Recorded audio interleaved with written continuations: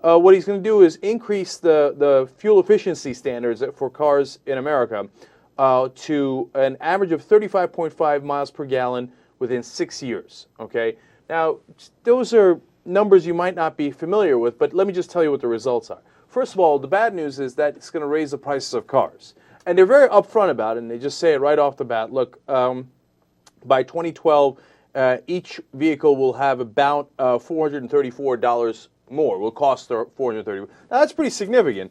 And then by 2016, they'll cost $926 more. So you're saying, all right, where's the good news, right? Well, there is. The reason is over the life expectancy of an average vehicle, because of the better gas mileage they're going to get, you're going to save $3,000.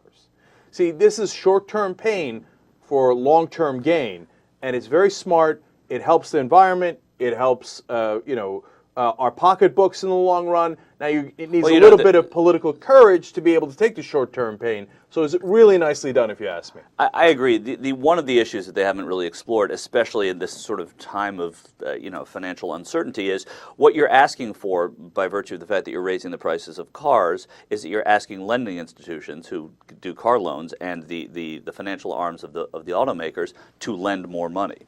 So it does create more debt at a time when we are trying to reduce debt across the board or to have responsible debt. I understand. I think it's a fantastic step in the right direction.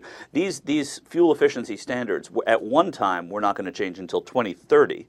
Then were rolled back to, I think, was it 2022 or something? Well, I don't know. But they've accelerated, to use an auto pun, that change. And I think it's great. And I think it's a step in the right direction. And, there are always reasons in these cases to be somewhat suspicious because of the fact that why can the president just sort of control the price of cars and the price of gasoline? And it's not as simple as that. But I heard somebody talking about that on the radio today, actually. So why can't they change that now if he can do it in one broad sweep? But it's not. It's what Cenk just told you, which is the consumption is going to go down, so the amount of money you spend on it is going to go down. So let's talk briefly about winners and losers, right? So this is not pain-free, as we told you, and it's not that there are no losers. Michael mentioned one, the lenders have to give out more money.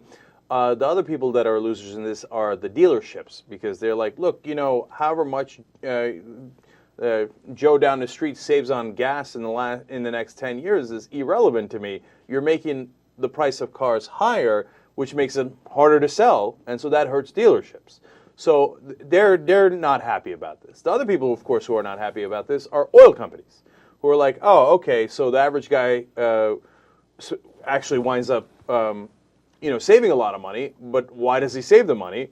Because he's buying less gas. So, of course, all the people that are involved in oil are not happy about it. So there is definitely some political courage in taking on all those guys, including the oil companies, which, of course, are very significant in lobbying, et cetera.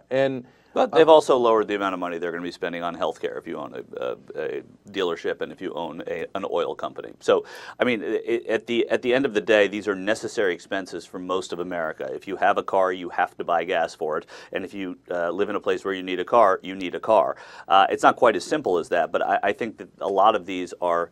And I'm not even saying scare tactics, but they're alarmist on the parts of the auto companies and the car dealerships and whatever unions, whatever sort of professional unions they have, not labor unions. So I think that people are probably just going to take a breath and look at this. And of course, like anything, there's going to be somebody who's opposed to it. And in this case, there'll be a lot of people, a lot of powerful people as well. I also want to get to another great piece of this. Like every once in a while, it'd be a good story, but I'll find the depressing angle, right? And but you didn't see this, and the devil's in the details. Well, there's actually good things in the details here. I'm going to get to that in a second. First, JR. Should we be actually this outraged by the price of cars going up, first $500 about, then about $1,000? About, yeah. Over several years, a few years. Mm-hmm. In 1955, cars were $2,000. They didn't have ABS, they didn't have air conditioning, they didn't have all this crazy stuff. You put more things on cars, they cost more. Everything goes up. The price of cars, nobody would imagine you're going to pay $80,000 for a car and somebody's head isn't going to explode when cars were actually pretty big in the 50s and then people were buying them. So when you put something on a car, you're going to pay for it. Now we got navigation system. You don't have to have it, but you have to have certain tires. You have to have certain this. That's what happens. And Yeah. and I'm really glad JR said that, because you get historical perspective here is enormously important. The automakers historically have squealed whenever you ask them to do anything that made sense. Like when Ralph Nader, among others, argued we should put seatbelts in cars. People are like, oh, seatbelts! Oh, that's going to cost so much. That's going to raise the price of cars. And you know what? It did a little bit. And you know what else it did? It saved probably by this time maybe millions of lives. Yeah. No, Okay. but the other part of what JR is talking about is that that things do go up in price. I mean, that is what happens. The price of a car is also a negotiable item, as we all know. The price of gas is not a negotiable item. You can't go say, all right, $3.35 a gallon. I'll give you $3.10, and that's my final offer, and you walk away, and he'll let you walk away. With a car, it's a little bit different. So there is, I mean, when you're talking about the hundreds of dollars here, there's a little play, I'm sure, in those numbers. But it's really true. I mean, the price of things go up because they are better, and they are safer, and they have more gadgets, and you, of course, can customize them in certain cases. All right. Okay. Look, two more things on this is important. One is devil's in the details. Very good details on this. Obama used the EPA to do this.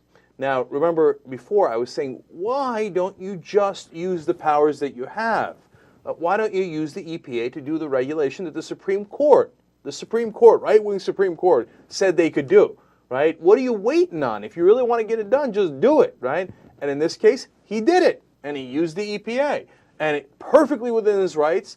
And I honestly, I don't even hear the Republicans squealing that much. No, they're not. I mean, because of the fact that their palms were softened yesterday by what he did yesterday. I don't think so. I mean, it has to play into it a little bit. I mean, you don't think so at all? You just think that they're two different issues? They're not, because they're tied together in one way. No, because it's just because it's not that they're different issues. They're not. It's just that the Republicans don't give a damn about any concession. So if you give them 90% of what they want, and then the next day say, all right, now I'm going to take 5% back, they're like, what are you doing? Release the Kraken. Right? It could be also that they're, in an election year. We probably overthink the terms in an election year. But to go back and say that you're supporting things that are going to bring down the price of fuel is much sexier in an election year. I hear you, but here's my thoughts on it. Look, because one, I think we're going to see more of it. As the car prices go up, I think then the Republicans will go on the attack, okay? Because they play short-term ball, right? They're not going to tell you, of course, about the gas prices, right. Your gas bills going down. And then number two, the car companies are in favor of it, which is totally reverse of what historically has been the case. It's because the car companies are the United States. Owned by the government, right, exactly. And so, and Ford isn't, but they're on board. And of course, Japanese car companies aren't owned by the United States government, but everybody's on board. So that kind of takes away the ability of the Republicans to say, oh, you're hurting the car companies. Yeah. Oh, you're going to cost jobs, et cetera. They'll probably rally to that behind the dealers, the car dealerships, right? But it's hard, because what are they going to say? The guys that are hurt the most are the oil companies. I mean, the Republicans would come out and be like, oh, my God, you're hurting the oil companies because Americans have to pay less for gas. Right? Okay. No, that's a really tough argument. I don't even think the Republicans can make that argument.